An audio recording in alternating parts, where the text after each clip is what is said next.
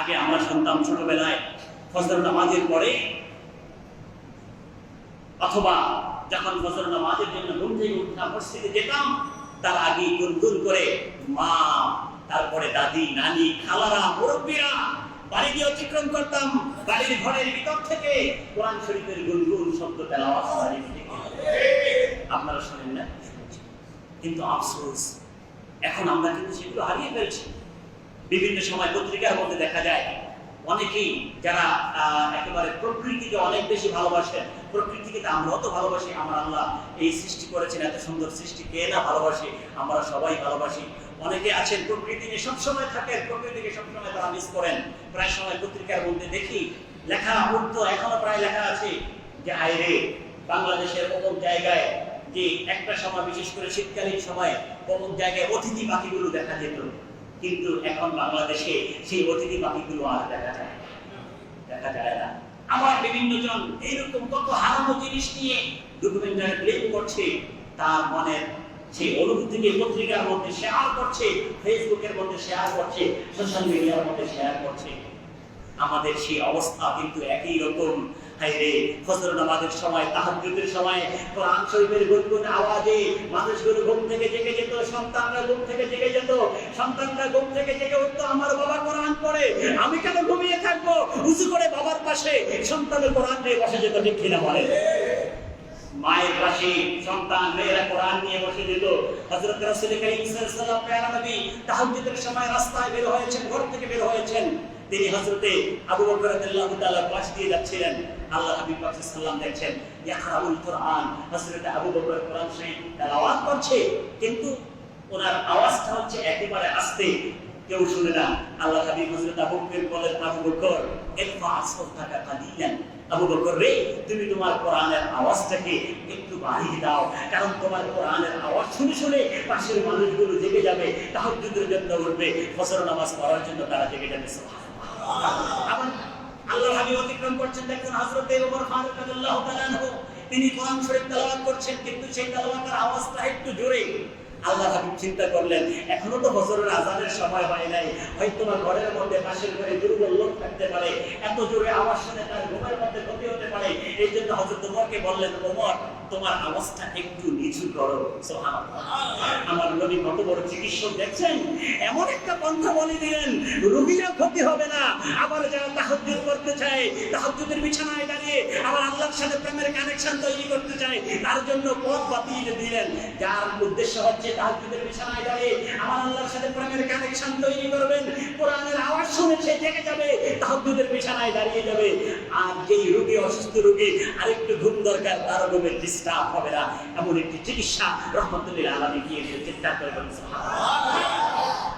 সেই কোরআনের আওয়াজ কিন্তু এখন নাই, সেই কোরআনের আওয়াজ কিন্তু এখন শোনা যাচ্ছে না। তো বলছিলাম, সকালবেলা মা ঘুম থেকে উঠিয়ে দিতেন, নানি ঘুম থেকে উঠিয়ে দিতেন, ওঠো, কোনো ঘুম নাই, নামাজের জন্য উঠো, নামাজের জন্য উঠতাম, যাও মক্তবে যাও, মক্তবে না গেলে মার আছে, মক্তবে পাঠিয়ে দিতেন। দেখা যেত আমি মক্তবে যখন যেতাম বসার জায়গা পেতাম না, সব আমার আগে অনেকেই চলে গিয়েছে, কি একটা প্রতিযোগিতা ছিল। তারপরে মক্তবের যিনি হুজুর আছেন আমাদেরকে প্রথমে সূরা পড়াতেন।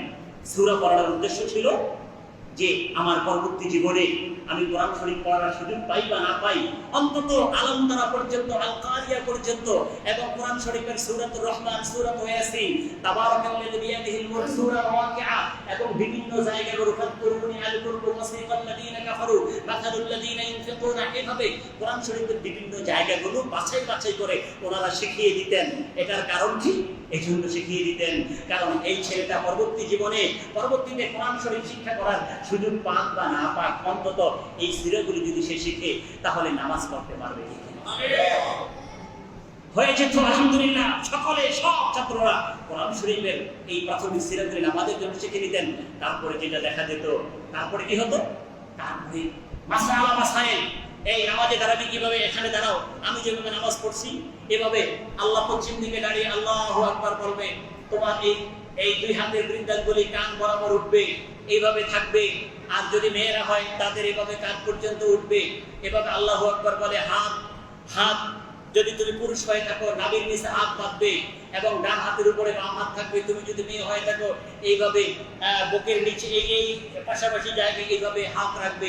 কিভাবে রুকুতে যাবে, কিভাবে সিজদায় যাবে, কিভাবে কেরাত করতে হবে, কোন নামাজে, ফজরের নামাজে জোরে কেরাত, জোহরের নামাজে আস্তে কেরাত, আসরের নামাজে আস্তে কেরাত, মাগরিবে একটু জোরে, এশাতে জোরে, কোন নামাজে কিভাবে কেরাত। এবং ফরজ নামাজের পাশাপাশি আপনি ফজরের আগে তাহাজ্জুদের নামাজ পড়বেন, তারপরে ফজর নামাজের পরে এশরাকের নামাজ পড়বেন, মাগরিবের নামাজের পরে 6 রাকাত বা 20 রাকাত বা তার চেয়ে বেশি আওয়াবির নামাজ পড়বেন। এশরাক নামাজের পরে একটু পরে সূর্য যখন উঠে যাবে তখন তাশহুদের নামাজ পড়বেন। তারপরে যতবার ওযু করবেন ততবার 2 রাকাত নামাজ পড়বেন তাহিয়াতুল ওযু। যতবার মসজিদে প্রবেশ করবেন ততবার 2 রাকাত দুখুলুল মসজিদ নামাজ পড়বেন।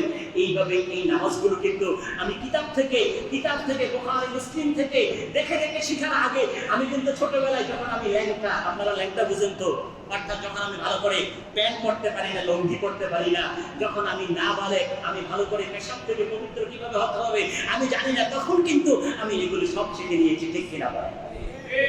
আমার কথা কি ঠিক না? তাহলে আপনারা যে বললেন না ঠিক কিনা বলেন, এগুলাই ঠিক। বন্ধুরা আমার, আমরা সেটা শিখে নিয়েছি, তার মানে কি হয়ে গেল? আমি প্রথমে নামাজ পড়ার জন্য সূরাগুলো আমি শিখে নিয়েছি, তারপরে মাসালা মাসাইলগুলো আমি শিখে নিয়েছি, সূরাগুলো আমি শিখে নিলাম, মাসালা মাসাইলগুলো আমি শিখে নিলাম। আমার সন্তানরা সূরাগুলো শিখে নিয়েছে, আমার সন্তানরা মক্তবের মাধ্যমে এই মাসালা মাসাইলগুলো শিখে নিয়েছে। পরবর্তী দেশে মাদ্রাসায় যাওয়ার সুযোগ পাক বা না পাক, মাদ্রাসায় যেতে পারুক বা না পারুক, কোনো অসুবিধা হয় না। দেখা যায় অনেকেই, আপনারাও সাক্ষী, বক্তব্যের পরে মাদ্রাসায় যাওয়ার সুযোগ পান নাই, কিন্তু বক্তব্যে যা শিখেছেন এখন পর্যন্ত সেগুলো কাজে দিচ্ছে না, এখন পর্যন্ত সেগুলি শিখছে। এটার কারণ কি? আপনি ছোটবেলা থেকে, শিশুকাল থেকে কিভাবে রহমাতুল লিল আলামিন আপনার সন্তানকে কিভাবে তারবিয়া দিতে হবে, সন্তানকে কিভাবে লালন পালন করতে হবে। রহমাতুল লিল আলামিন তিনি তো জীবন্ত এবং জ্বলন্ত নিদর্শন ছিলেন, আদর্শ ছিলেন, এখনো আছেন, কিয়ামত পর্যন্ত থাকবেন। তিনি তো সেই নমুনাগুলো দিয়ে গিয়েছেন, যার কারণে ওনার অনুসরণ করে আউলিয়া কেরাম, ওলামায়ে কেরাম সেই পথগুলো বাতলিয়ে দিয়েছেন। সেখান থেকেই কিন্তু আমার আপনার সন্তানরা, আমরা বক্তব্যের শিক্ষাকে ধারণ করেছি। ঠিক কিনা বলেন?